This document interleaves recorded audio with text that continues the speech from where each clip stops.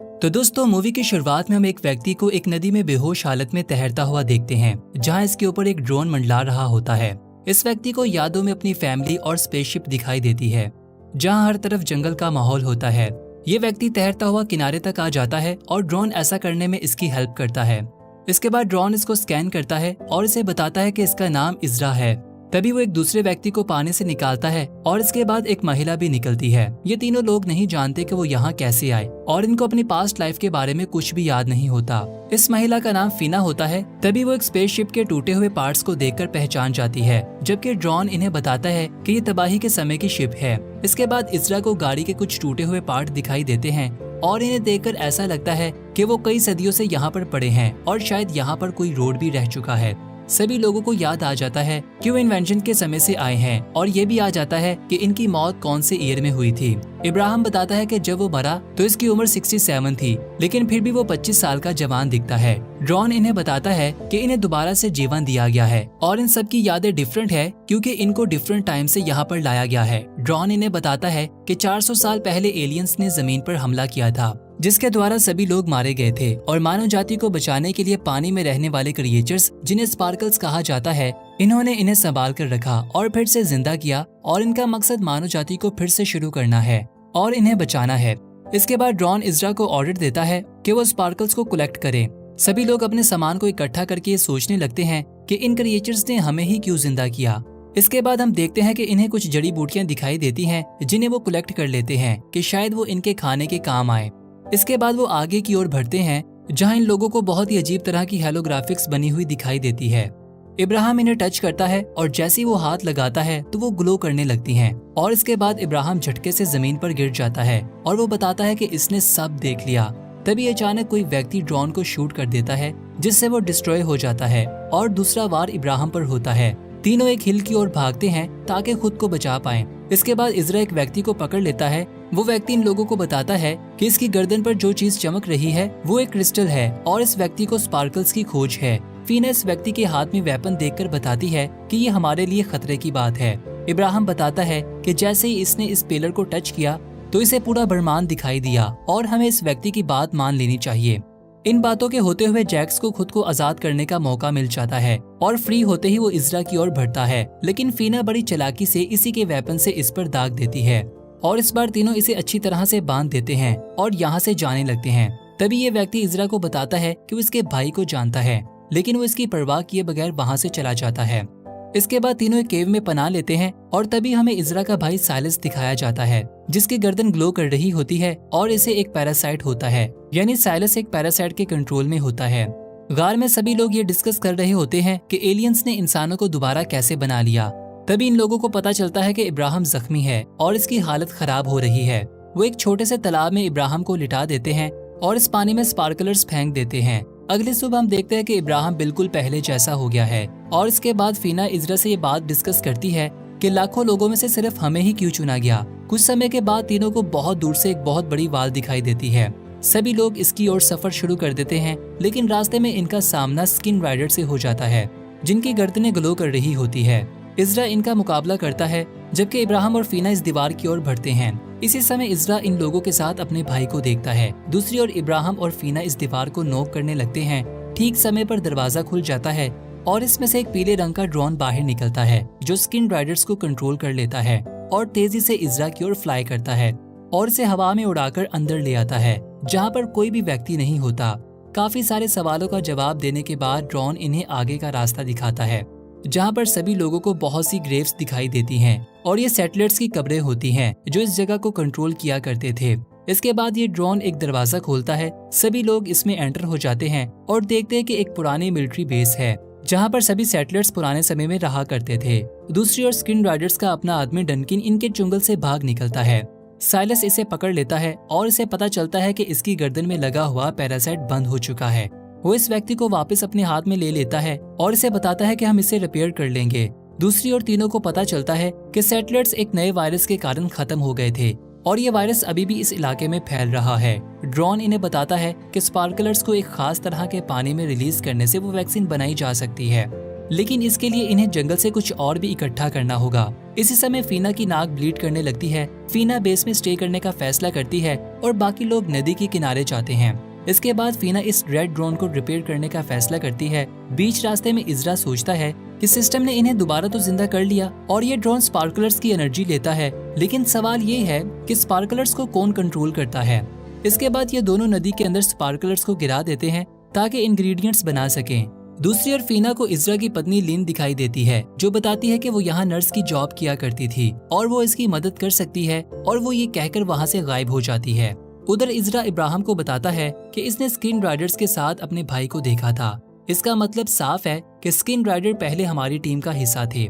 इजरा इब्राहिम को बताता है कि इसे याद है कि इसका भाई साइलस बहुत ही डरपोक और बेकार लड़का था और मैं हमेशा से इसे डांटता रहता था क्योंकि वो किसी काम का नहीं था। ये ठीक इस समय की बात है जब शिप्स ने पहली बार हमला किया था।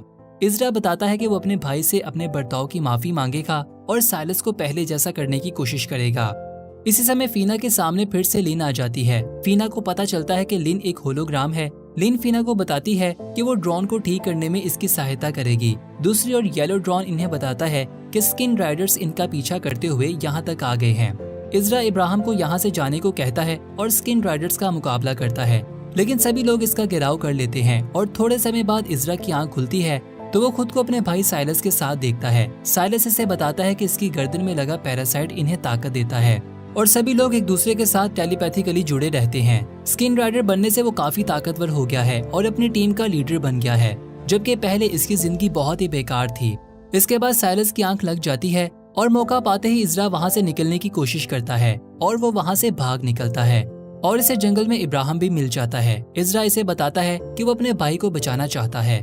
तभी येलो ड्रोन इस नदी से बाहर निकलता है और इन लोगों को इन्फॉर्म करता है कि इसने वैक्सीन की 3 डोज बना ली हैं। दोनों ये डोज ले लेते हैं और तीसरी डोज फीना के लिए रख लेते हैं।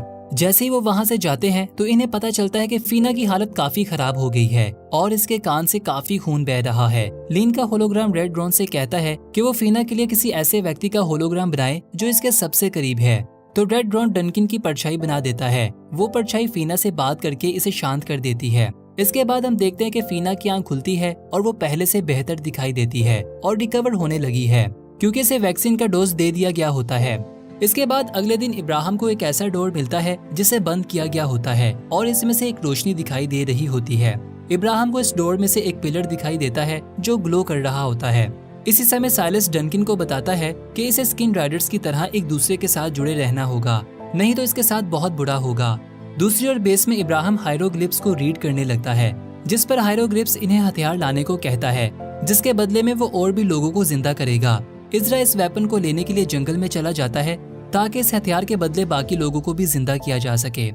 साइलस डनकिन को जंगल में ले आता है जहां जैक्स के साथ इसका मुकाबला करवाया जाता है, लेकिन हैरानगी की बात ये होती है कि डनकिन जैक्स को हरा देता है। साइलस बताता है कि इसकी थ्योरी सही साबित हो गई है क्योंकि इसे लगता है कि इंसान स्किन राइडर से ज्यादा तेज है, जिसका मतलब ये होता है कि चाहे जो कुछ भी हो जाए लड़ाई में हमेशा इंसान ही जीतेंगे। साइलस खुद को इंसानों से ज्यादा ताकतवर बनाने के लिए एक प्लान बनाता है जिसमें वो एक नई सर्जरी करेगा, लेकिन इसके लिए इसे एक ड्रोन और एक टेस्ट सब्जेक्ट की जरूरत पड़ेगी, जिसके बाद वो इंसानों से ज्यादा पावरफुल बन जाएगा।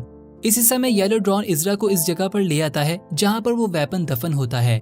इजरा वेपन को निकालने लगता है, लेकिन स्किन राइडर्स को इसके बारे में पता चल जाता है। दूसरी ओर इब्राहिम को इस पिलर पर बने निशानों को रीड करना आ जाता है, लेकिन वो किस बात की तरफ इशारा कर रहे हैं ये समझना थोड़ा मुश्किल होता है क्योंकि इनके लिए ये बहुत ही पुरानी लैंग्वेज होती है। दूसरी ओर जंगल में जैसे ही इजरा को वो वेपन मिलता है तभी स्किन राइडर्स वहाँ पर आ जाते हैं और इससे वेपन को छीन लेते हैं, लेकिन हैरानगी की बात ये होती है कि वो वेपन एक्टिवेट हो जाता है और स्किन राइडर्स की जान ले लेता है। मौका पाते ही इजरा इस वेपन को वहाँ से लेकर भाग निकलता है और दूसरी ओर फीना रेड ड्रोन से कहती है कि वो डनकिन को फिर से पहले जैसा बना दे, यानी वो अपने बॉयफ्रेंड को वापस पाना चाहती है। फिर हम देखते हैं कि इजरा इस वेपन को बेस तक ले आता है, लेकिन सभी लोग वेपन देने से पहले ये जानना चाहते हैं कि इन ड्रोन्स को आखिर कौन ऑपरेट कर रहा है, क्योंकि इन्हें लगता है कि इन्हें वेपन दे देने से बहुत सी मासूम जाने जा सकती हैं। ड्रोन इजरा से वादा करता है कि इसकी सारी फैमिली को दोबारा से जिंदा कर देगा, लेकिन इसके लिए शर्त ये है कि इन लोगों को हर बात मानना पड़ेगी। इजरा के पास इसके अलावा कोई और चॉइस नहीं होती, इसलिए वो इसका ऑर्डर मान लेता है। इसके बाद रात के समय हम देखते हैं कि फीना इस ऑब्लिस्क के सामने बैठी होती है। इजरा फीना से बात करता है और वो दोनों ही अपने खोए हुए परिवार को वापस पाने की इच्छा रखते हैं। और वो ये बात भी नोटिस करते हैं कि वेपन भी एक्टिवेट हो चुका है और ग्लो भी करने लगा है। कुछ समय के बाद इस पिलर पर फिर से नई इंस्ट्रक्शन सामने आने लगती हैं, जिसे पढ़कर इब्राहिम बताता है कि इन नदी के पास जाकर दोबारा जिंदा किए गए नए लोगों को कलेक्ट करना है। लेकिन बदकिस्मती से स्किन राइडर्स भी इन्हें देख लेते हैं और नदी की ओर जाते हुए इनका पीछा करते हैं। दूसरी ओर येलो ड्रोन इनको बताता है कि इंसान की गर्दन पर बना हुआ वो स्ट्रक्चर क्रिस्टलाइन से बना है, जो कि इनके ब्रेन को कंट्रोल करता है, और जो वेपन वो जंगल से ढूंढ कर लाए हैं वो इन पैरासाइट्स को नष्ट कर देता है। जब स्किन राइडर मरता है तो इसकी मेमोरी को क्रिस्टल में सेव कर लिया जाता है ताकि इसके आने वाले लोगों के लिए इसे सेफ रखा जा सके। दूसरी ओर फीना जैसे ही नदी के पार जाती है तो इसे लिन की बॉडी पानी पर तैरती हुई दिखाई देती है। फीना लिन को पानी से निकालती है और इसी समय जैक्स वहां आ जाता है। रेड ड्रोन जैक्स को बेहोश कर देता है। दोनों महिला भागने लगती हैं और तभी इनका सामना डनकिन से हो जाता है, जो अपने ही गर्लफ्रेंड फीना को पहचानने से इनकार कर देता है और इस ड्रोन को भी खराब कर देता है। ये देखकर फीना काफी हैरान हो जाती है। दोनों वहाँ से भाग निकलती हैं और बीच रास्ते में लिन का पाँव जख्मी हो जाता है, जिसके बाद वो फीना को आगे जाने को कहती है और खुद यहीं पर रुक जाती है। लेकिन बदकिस्मती से स्किन राइडर्स लिन को पकड़ लेते हैं और इसे जैक्स के पास ले आते हैं। जैक्स लिन को स्पार्कलर्स की ताकत दिखाने के लिए नदी में स्पार्कलर्स गिराकर इसके जख्मी पाँव को ठीक कर देता है। और इसी समय इजरा को एक जोरदार पत्थर लगता है, जिससे वो जमीन पर गिर जाता है। तभी एक नन्ही बच्ची लिन को वहाँ से भगा कर ले जाती है और इसे खाना और पहनने के लिए शूज देती है, और ये बच्ची बोल नहीं पाती। इसके बाद अगले सीन में हम देखते हैं कि फीना बेस वापस लौट आती है और इजरा को इसकी पत्नी के बारे में बताती है। इजरा अपनी पत्नी को वापस लाना चाहता है, लेकिन ड्रोन बताता है कि जब स्किन राइडर एक दफा किसी को पकड़ ले तो वो हमेशा के लिए स्किन राइडर बन जाते हैं और इनका वापस आना मुश्किल है। ड्रोन बेस के आसपास शील्ड बना देता है जिसमें से कोई भी पार नहीं जा सकता। जैक्स को नन्ही लड़की का घर मिल जाता है, लेकिन वहाँ पर कोई भी नहीं होता क्योंकि वो पहले ही लिन को वापस ले जा चुकी होती है और वो दोनों जंगल में छुपे होते हैं। उधर बेस में इजरा ड्रोन के द्वारा लगाए गए इस शील्ड को तोड़ने की कोशिश करता है ताकि बाहर जाकर लिन को बचा सके, पर फीना बताती है कि इसने डनकिन को देखा था जो कि इसे जरा भी नहीं पहचान रहा था, तो शायद लिन भी बिल्कुल वैसे ही हो जाएगी। दूसरी ओर जैक्स को लिन और वो बच्ची मिल जाती है। जैक्स इस बच्ची की जान लेने वाला होता है, लेकिन लिन इसे ऐसा करने से रोकती है। दूसरी ओर साइलस स्किन राइडर्स की गर्दन से इस क्रिस्टल को निकाल देता है जो खराब हो चुका था और इसे इन सिस्टर्स के हवाले करने को कहता है और इसके बाद लिन को इसके पास लाने को कहता है। दूसरी ओर बेस में इब्राहिम इस पिलर से कम्युनिकेट करता है, जिससे इसे पता चलता है कि वो भी इस बेस में रह चुका है, क्योंकि इब्राहिम को अपनी ही लिखी हुई डायरी मिल जाती है और इसका पुराना सामान भी। इसके बाद ड्रोन भी इस बात को कंफर्म कर देता है कि वो सभी लोग पहले इस बेस का हिस्सा थे। फिर ड्रोन इन्हें ग्रेवयार्ड तक ले जाता है। इब्राहिम को इजरा की ग्रेव दिखाई जाती है और इसके बाद येलो ड्रोन इब्राहिम को इसकी अपनी कब्र तक ले आता है। ड्रोन इब्राहिम को बताता है कि वो भी इन टीम मेंबर्स का हिस्सा था और इसे अपनी नई जिंदगी पर फख्र होना चाहिए और इस मिशन पर ध्यान देना चाहिए। इब्राहिम को इसकी पास्ट लाइफ का होलोग्राम दिखाया जाता है जो बहुत ही बहादुर और इंटेलिजेंट होता है, और यहीं पर इस सीजन का पहला पार्ट अपने अंत को पहुंचता है। आशा करते हैं कि आपको इस मूवी की एक्सप्लेनेशन काफी पसंद आई होगी। अगर आपको पसंद आई है तो इस वीडियो को लाजमी लाइक कीजिएगा। अगर आप मजीद इस तरह की वीडियोस देखना चाहते हैं तो हमें कमेंट बॉक्स में लाजमी बताइएगा। तो मिलते हैं आपसे फिर से एक और नई मूवी के साथ, तब तक के लिए बाय बाय।